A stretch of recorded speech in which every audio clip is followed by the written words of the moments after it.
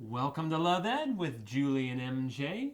We have been sharing the top 10 benefits of saving sex for marriage. And today we share benefit number 5. You can pursue true intimacy. Now, we're well aware that as soon as we say the word intimacy, many assume we're talking about sex. But intimacy is a concept that is far greater than sex in both its breadth and its depth. Rather than being all about getting between the covers, it's about getting to know something, getting to understand something, knowing something up close and in great detail. For instance, a scientist might have intimate detail about whatever it is he's studying for his research. That's intellectual intimacy, but there's also emotional intimacy, relational, spiritual, and yes, sexual intimacy too. And yes, sexual intimacy is very special, so much so that God says, let the marriage bed remain undefiled. In other words, let's not have sex outside of marriage. But as special as sex is, it does not hold the answers to your deepest heart's longing. We talk a lot about this in depth in a discussion series called the Rated Sex Talks, which I'd love to come do for your small group or large group. We go into depth to kind of uncover what's driving our sex drive.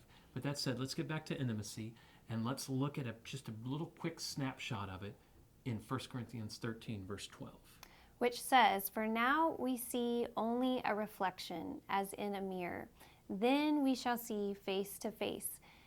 Now I know in part, then I shall know fully, even as I am fully known." And again, remember the context of this passage. I will know fully, even as I am fully known, comes in the middle of this passage that's all about love. What love looks like, how amazing and powerful love is.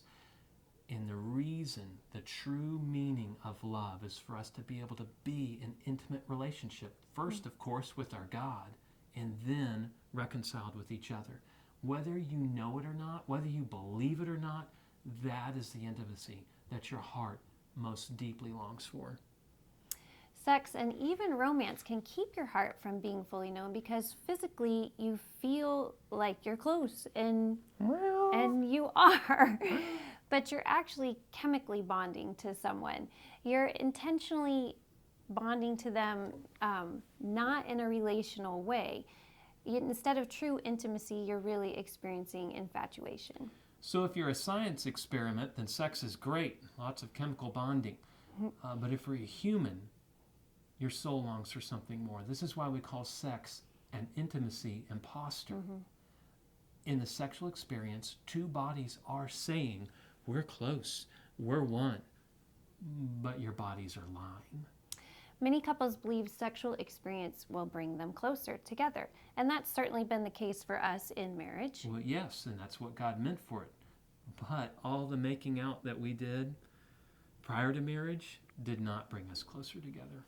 It made us feel closer at the time, at the moment. Yes, it did. And then afterwards, the confusion, the guilt, the shame. Oh, what's that feeling? Oh, resentment. Yeah, frustration. And we talked about that a lot on our video, the Tale of Two Sex Lives. Tale of Two Sex Lives. We talk a lot about that. So sexual intimacy doesn't automatically make you closer to somebody. You know, I don't know if you're aware of this, but there's people that have sex for money. They're called prostitutes. They're apparently really good at their job. And part of what makes them so great is they do not relationally, emotionally bond with their clients. They compartmentalize their sexuality from the rest of who they are. And I have to ask you, is that what you want to do? Now, I would think you would want to have a truly intimate relationship with someone that you have covenanted to spend the rest of your life with, not someone that you're just pretending with your bodies. So, save sex for marriage and use your dating life as an opportunity to grow in true relational, emotional intimacy with others. So that wraps up benefit number 5 of the top 10 benefits of saving sex for marriage. In the next video, we'll talk about reason number 3 and number 4. Ooh, a twofer. What could they be? Yep. So if you have any ideas of what you think number 3 and number 4 might be, you're welcome to share them with us in the comment section below. Then join us next week for Love Ed with Wooly and MJ.